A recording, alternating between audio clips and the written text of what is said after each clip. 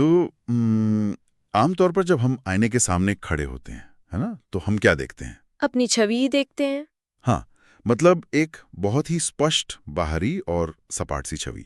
बाल ठीक है या नहीं, चेहरे पर कोई थकान तो नहीं है, या कपड़े सलीके से पहने या नहीं। हाँ, हम बस ये बाहरी अक्स देखते हैं और आगे बढ़ जाते हैं। बिल्कुल। वो आईना सिर्फ ये बताता है कि हम दुनिया को बाहर से कैसे दिखते हैं। और ये देखना बहुत आसान भी है, क्योंकि भौतिक सतह का जो परावर्तन होता है वो कोई जटिलता पैदा नहीं करता। सही बात है। इंसान आमतौर पर उन चीजों को उसी रूप में देखना पसंद करता है जो आसानी से समझ में आ जाए, मतलब जिनमें कोई असहज करने वाली गहराई ना हो। लेकिन कल्पना कीजिए कि कोई ऐसा आईना हो जो चेहरे को नहीं बल्कि हमारे भीतर चल रहे तूफानों को दिखाए। ओह, वो तो बहुत डरावना होगा। है ना? एक ऐसा आईना जो सबसे गहरी चिंताओं, हमारी छिपी हुई पीड़ाओं, अनकही उम्मीदों और उस अनजाने धैर्य को दर्शाए जिसके बारे में शायद इंसान को खुद भी अंदाजा नहीं होता। हाँ, इसे आईने में झांकना निश्चित रूप से डरावना तो होगा, लेकिन ये बहुत कुछ कह सकते हैं कि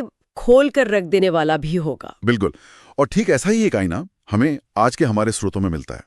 तो आज की इस विस्तृत चर्चा ने हमारे पास जो स्रोत हैं वो हैं निराला की अनामिका 2, मानव भावना और संघर्ष का दर्पण नामक लेख के कुछ बहुत ही गहन अंश और विकिपीडिया के कुछ ऐतिहासिक संदर्भ। जी। और मैं बता दूं कि हमारी इस चर्चा का उद्देश्य सिर्फ एक किताब का सारांश बांचना नहीं है, बिल्कुल नहीं। बल्कि ये डिकोड करना है कि कैसे सूर्यकांत त्रिपाठी निराला की यह रचना मानव जीवन के दुख, प्रकृति और समाज की विषमताओं का वही सच्चा आईना बन गई है जिसकी हमने अभी कल्पना की। और ये विश्लेषण आज के समय में अत्यधिक प्रासंगिक भी है। वो कैसे? देखिए, आज के इस दौर में जहां हर कोई सिर्फ सूचनाओं, डेटा और वो 15 सेकंड के शॉर्ट वीडियोस से घिरा हुआ है। हाँ, बिल्कुल। क्या है भावनाओं का ये जो जटिल ताना बाना है, ये काम कैसे करता है? तो चलिए इन स्रोतों के पन्नों को थोड़ा और गहराई से पलटते हैं। शुरुआत में ही एक बात जो बहुत स्पष्ट रूप से उभर कर आती है वो ये है कि अनामिका 2 कोई एक सीधी सादी एकल कहानी नहीं है। हाँ, एक संग्रह है। बिल्कुल, इसमें अलग अलग कविताएं हैं, लेकिन जब मैं स्रोत में इसके मुख्य विषयों को देखता हूं ना तो मुझे थोड़ी उलझन होती है। उलझन? कैसी उलझन? मतलब स्रोत बताता है कि इस संग्रह में एक तरफ तो प्रकृति की अद्भुत सुंदरता का चित्रण है और दूसरी तरफ समाज के सबसे शोषित, कुचले हुए लोगों की भयानक पीड़ा का वर्णन है। एक ही जगह पर नितांत व्यक्तिगत दुख भी है और एक बहुत ही व्यापक सार्वभौमिक चेतना भी। हाँ, ये विरोधाभास लग सकता है। वही तो मुझे समझ नहीं आ रहा है कि एक ही किताब में एक ही रचनाकार के दिमाग में इतनी विपरीत चीजें एक साथ कैसे मौजूद हो सकती हैं। क्या ये एक तरह का वैचारिक टकराव नहीं है? नहीं, ये टकराव बिल्कुल नहीं है, बल्कि यही तो निराला की चेतना का विस्तार है। इसे समझने के लिए एक उपमा लेते हैं। हाँ, बताइए। क्या आपने कभी किसी प्रिज्म को रोशनी बिखेरते हुए देखा है? हाँ, बिल्कुल देखा है। जब एक साधारण सी सफेद रोशनी किसी प्रिज्म से टकराती है तो वो 7 अलग-अलग रंगों के स्पेक्ट्रम में बंट जाती है। सटीक। अनामिका 2 भी साहित्य में बिल्कुल उसी प्रिज्म की तरह काम करती है। अच्छा?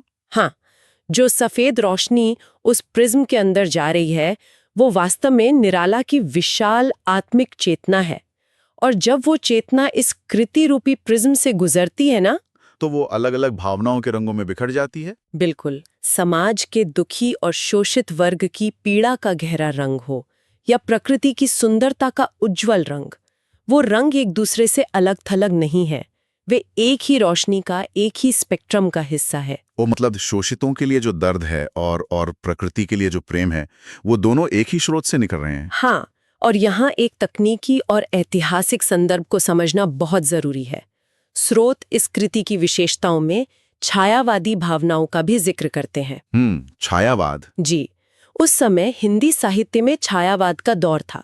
आसान शब्दों में कहें तो यह वो समय था जब कवि प्रकृति की सुंदरता, रहस्य और कोमल भावनाओं में बहुत गहराई से खोए रहते थे। मतलब थोड़ा यथार्थ से दूर? हाँ, वे यथार्थ या असल जिंदगी की कड़वाहट से थोड़ा दूर एक रोमानी दुनिया में लिखते थे। तो क्या निराला भी उसी रोमानी दुनिया में थे? शुरुआत में हाँ, लेकिन अनामिका 2 में जो क्रांति है वो यह है कि निराला ने उस छायावाद की कोमल भावनाओं को यथार्थ के कठोर धरातल पर उतार दिया। वाकई।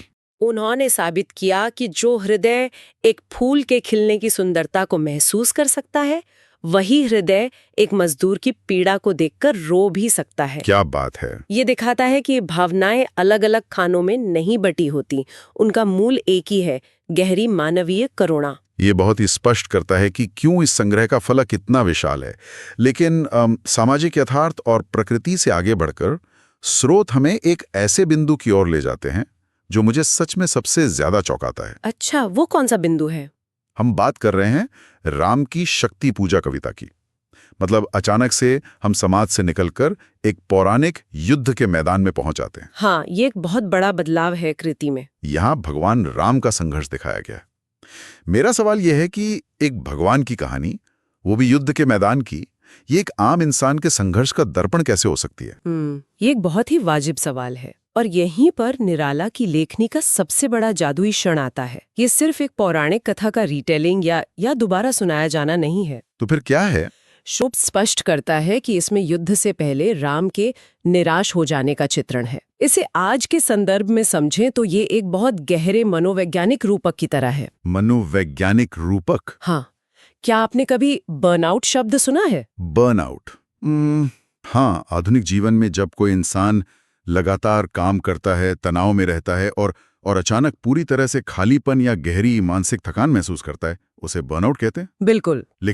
लेकिन भगवान को बर्नआउट? ये तुलना कुछ ज्यादा अजीब नहीं लग रही? हंसने वाली बात नहीं है, ये बहुत गहरी बात है। नहीं, मेरा मतलब है राम तो अवतार हैं, अजय हैं, उनके पास तो ईश्वरीय शक्तियां हैं, वे कैसे निराश हो सकते हैं? यही तो इस कविता का सबसे क्रांतिकारी पहलू है। जब हम स्रोत को गहराई से पढ़ते हैं तो पता चलता है कि निराला ने राम को ईश्वरीय सिंहासन से उतारकर पूरी तरह से एक मानवीय धरातल पर खड़ा कर दिया है। अच्छा। युद्ध के मैदान में राम देखते हैं कि रावण, जो अन्याय का प्रतीक है, वो जीत रहा है। और क्यों जीत रहा है? क्योंकि स्वयं देवी शक्ति उसके साथ खड़ी है। हाँ, ये देखकर तो कोई भी टूट जाएगा। बिल्कुल, ये देखकर राम टूट जाते हैं। उन्हें लगता है कि धर्म और सत्य के रास्ते पर चलने के बावजूद वे हार रहे हैं। आज के इंसान का बर्नआउट भी तो यही है ना? हाँ, जब कोई इंसान पूरी ईमानदारी से मेहनत करता है, सही कह रहे हैं, सब कुछ सही करता है, लेकिन फिर भी सिस्टम की वजह से या हालात की वजह से हारने लगता है, तो वो अंदर से टूट जाता है। राम की ये निराशा कोई ईश्वरीय लीला नहीं है, ये एक इंसान की असली नग्न हताशा है। ये नजरिया तो बाकी बहुत अलग है। मतलब राम उस क्षण में भगवान नहीं, बल्कि सत्य के लिए लड़ता हुआ एक ऐसा इंसान है जो अब पूरी तरह थक चुका है। जी। लेकिन अगर वो हार मान लेते हैं तो ये हमें प्रेरणा कैसे दे सकता है? स्रोत तो कहता है कि ये कविता धैर्य और आत्मविश्वास की प्रेरणा देती है। क्योंकि वे वहीं रुक नहीं जाते। जब उन्हें लगता है कि पारंपरिक तरीके काम नहीं आ रहे, तब वे शक्ति की मौलिक कल्पना करते हैं। मौलिक कल्पना यानी वे अपने भीतर की ऊर्जा को, अपने आत्मविश्वास को फिर से जगाने की ठानते हैं। वाकई, जब एक आम पाठक देखता है कि स्वयं मर्यादा पुरुषोत्तम राम भी संदेह, भय और गहरी हताशा के अंधकार से गुजरे थे, तो उस पाठक को अपने रोजमर्रा के संघर्ष बहुत प्रासंगिक लगने लगते हैं। हाँ, वो जुड़ाव महसूस करता है। उसे ये समझ में आता है कि टूट जाना या थक कर गिर जाना हार नहीं है। हार तब है जब आप दोबारा उठने से इनकार कर दें। ये कविता सिखाती है कि जब बाहरी दुनिया की सारी शक्तियां आपके खिलाफ हों, तब सबसे बड़ी शक्ति आपको अपने ही भीतर से खोजनी पड़ती है। ये सच में रोंगटे खड़े कर देने वाला विचार है।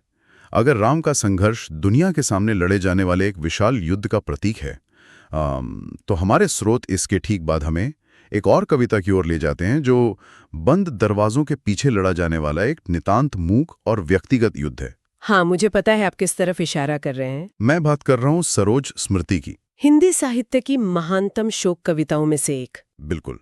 स्रोत से हमें पता चलता है कि ये कविता निराला ने अपनी युवा पुत्री सरोज के असमय निधन के बाद लिखी थी।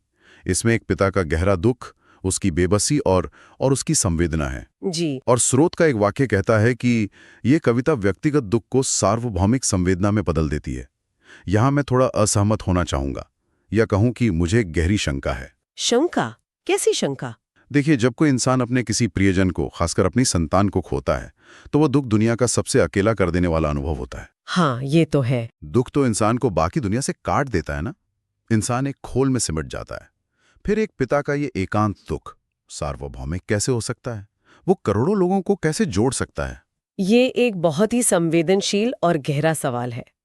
दुख बेशक इंसान को अकेला करता है, लेकिन यहीं पर एक महान कलाकार